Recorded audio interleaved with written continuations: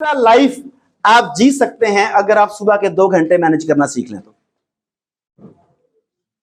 आप जैसे ही ऑफिस में आते हैं आपको सर खुजाने का टाइम नहीं मिलता, आप क्रिएटिव काम नहीं कर सकते, आप रूटीन के काम कर सकते हैं सबके सब। अगर आपकी रूटीन ऐसी हो कि आप 9 बजे से पहले 2 घंटे जीने लग जाएं तो वो 2 घंटे जो हैं वो अपनी जिंदगी में कैलकुलेट कर लें कितना फर्क डालते हैं। आप 25% एक्स्ट्रा लाइफ सिर्फ अपनी एक्टिव लाइफ के जरिए ज्यादा जी सकते हैं। आप 25% एक्स्ट्रा लाइफ टाइम को मैनेज करके जी सकते हैं। एक शहर के इस कोने में मीटिंग रखी हुई है, एक इस कोने में मीटिंग रखी हुई है, फिर कल एक इधर रखी हुई, इधर रखी हुई है, भाई 4 मीटिंग इकट्ठी इस तरफ वाली आज कर लो, वो तब कर लो। कई चीजें पॉसिबल होती है ना, हम चीजों को मैनेज नहीं कर पाते, तो हमें इसके लिए टाइम मैनेजमेंट सीखना पड़ेगा। नेक्स्ट चीज है कम्युनिकेशन स्किल्स। ये सबसे इंपॉर्टेंट है और सबसे ज्यादा निग्लेक्टेड है। आपसे कहना कि आप गुफ्तगू का तरीका तो सीखें, आप कहते बोल तो रहा हूं। जब 5 साल का हुआ था तो मुझे मुकम्मल बोलना आ गया था और आज तक बोल रहा हूं, लेकिन क्या सही बोल रहे हैं? क्या बोलना है, कहां बोलना है, कब नहीं बोलना और किस तरह से बोलना है, यह कम्युनिकेशन स्किल्स सीखना जरूरी है कि नहीं? हम में से कितने लोगों ने यहाँ पे कम्युनिकेशन स्किल्स की ट्रेनिंग ली होगी? 1%, 2%, 4%, बस बाकी रह गए। लेकिन जरूरी है कि नहीं? किसके कम्युनिकेशन स्किल्स? अच्छा, कम्युनिकेशन स्किल्स असर क्या डाल सकते हैं, पहले ये देखते हैं। ख्वातीन, सॉरी गर्ल्स, एक इंग्लिश का फिक्रा ट्रांसलेट करवाना चाहता हूं सादा सी अंग्रेजी में, कोई कौन करेगी? आप करेंगी? हाँ, यहां पे आ जाए। ये स्टेज पे आना बड़ा कॉन्फिडेंस देता है। क्या नाम है आपका? शहीरा। यहां पर आए। ये जो फिक्रा है, ये फिक्रा ट्रांसलेट जब करती हैं अगर औरतें समझ जाएं तो बाज़ औक़ात उन्हें दौरा पड़ जाता है, गशी का, बेहोश हो जाती हैं, हलक सूख जाता है। बड़ा खतरनाक फिक्रा है ये। वो दिल करता है कि या अल्लाह ये बोलने से पहले मैं मरी क्यों ना गई, ऐसे मामलात आते हैं। तो पानी वगैरह है पास अगर ऐसा भी हो इमरजेंसी तो? नहीं, पिलाने के लिए अगर ऐसा भी मामला। हाँ, क्योंकि ऐसा वो बाज़ औक़ात हमने देखा ना कि फिक्रा ही ऐसा है। हिम्मत करनी है, कर सकती हैं, लेकिन बड़ी बहादुर है आप। ठीक है, हिम्मत के साथ इतनी ऊंची बताना है कि आखिर तक आवाज जाए। चलो फिर बोलो तर्जुमा। फिर थोड़ा पीछे हटे ताकि मैं कमजोरों को ताकतवर करता हूं ना। देखा रंग उड़ गए, मुंह ऐसे ऐसे हो रहा है कि अच्छा बताएं फिर जरा क्या ये जब भी मेरी सेहत पे लेके करते हैं तब मुझे थोड़ा वो होता है, हर बार कमजोर हो सकता है। कमजोर बंदा जिस आप उस समय कमजोर किसे कहते हैं? नहीं नहीं, कमजोर किसे कहते हैं? वो तो सेहतमंद है ही नहीं, वो तो खुद सेहतमंद नहीं है। जिस मर्द की वेस्ट 32 से ऊपर है वो सेहतमंद नहीं है। फिटनेस से सेहत, मोटापा तो सेहत नहीं है, ओबेसिटी के शिकार है। तर्जुमा बोल रहे हिम्मत करके। ऐसे ऐसे करके ऐसे हाँ समझे, जी जी समझ रहे हैं। ओह माय गॉड, एक औरत अपने खावन के बगैर कुछ भी नहीं। कोई तो मने आना।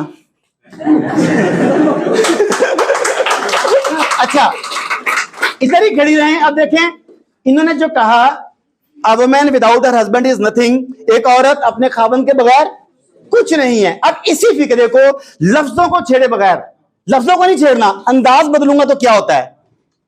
A woman without her husband is nothing.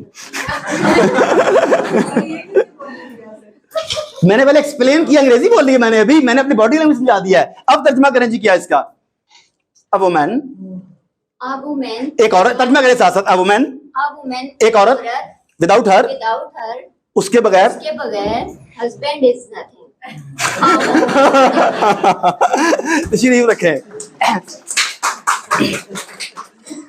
अब लफ्ज तो वही थे ना, एक ही कंपनी है जिससे प्रेजेंटेशन दे रहे हैं, एक ही कंपनी का प्लान बता रहे हैं, एक ही कंपनी का बोनस प्लान बता रहे हैं। एक आदमी बताता है, सारे भागे भागे चले आते हैं। एक आदमी बताता है, कहता है कि तुमने शक्ल ना दिखाई।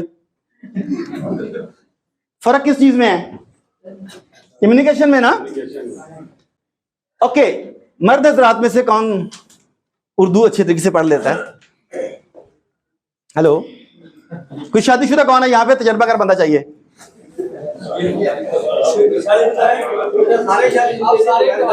नहीं, कुछ बेहद शादीशुदा है। मेरा मतलब दरमियाना से शादीशुदा जो है ना।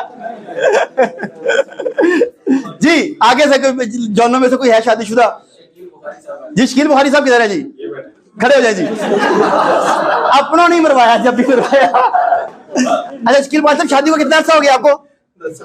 10 साल हो गए हैं। फिर तो आप इसका अपने तर्जमे अपना ना तजर्बे से भी बता सकते हैं, इसमें से बर्तन कौन धो रहा है?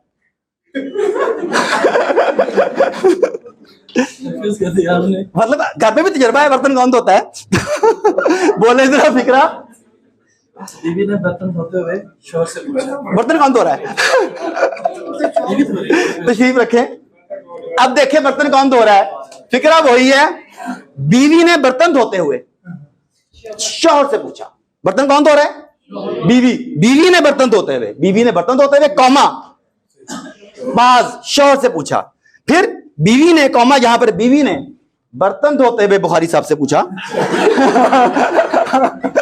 अब देखिए फिक्रा बिल्कुल वही है, लेकिन आप जहां पे पास डालते हैं, जहां पे वक्फा डालते हैं, जिस तरीके से बात को उठाते हैं, जिस तरीके से बात को गिराते हैं, क्या वो उसके मीनिंग्स को टोटली चेंज कर देता है कि नहीं कर देता? आपकी कंपनी कैसी है? ट्रस्ट है आपको? हाँ ठीक ही है। कैसी है? हाँ ठीक है। बात तो बिल्कुल एक है, लफ्ज बिल्कुल ठीक है। जिस तरीके से आपने कन्वे किया, उसने मैसेज दे दिया कि मुझे काम करना है आपके साथ के नहीं करना। कम्युनिकेशन स्किल सीखना आपको तख्त पर पहुंचा सकता है, इसका सही इस्तेमाल आपको तख्तेदार पर भी लटका सकता है अगर सही ना होगा तो। ऐसा हुआ कि एक बादशाह ने ख्वाब देखा। आपको पता है बादशाह ख्वाब पर देखने के लिए बंदे भी रखे होते हैं जवाब देने के लिए। उसने सारे वो ख्वाब की ताबीर बताने वालों को बुलाया और उन्हें कहा कि ये ख्वाब है, बताओ इसकी ताबीर क्या है।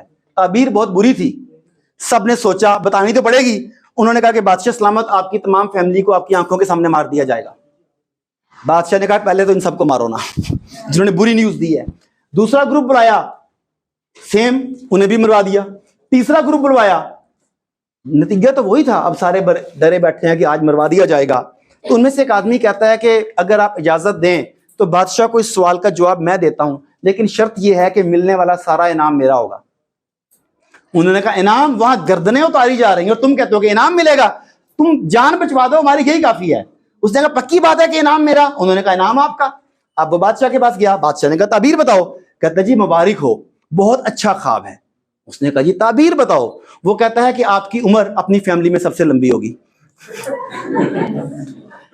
आप जिस तरीके से बात कन्वे करते हैं, तो हमें कम्युनिकेशन स्किल्स सीखने चाहिए। कम्युनिकेशन स्किल्स इतने इंपॉर्टेंट है कि सैयदना मूसा अलैहिस्सलाम जब फिरौन के दरबार में गए तो जाने से पहले अल्लाह ताला से जो दुआ मांगी वो अल्लाह ताला ने कुरान पाक में मज़कूर कर दी।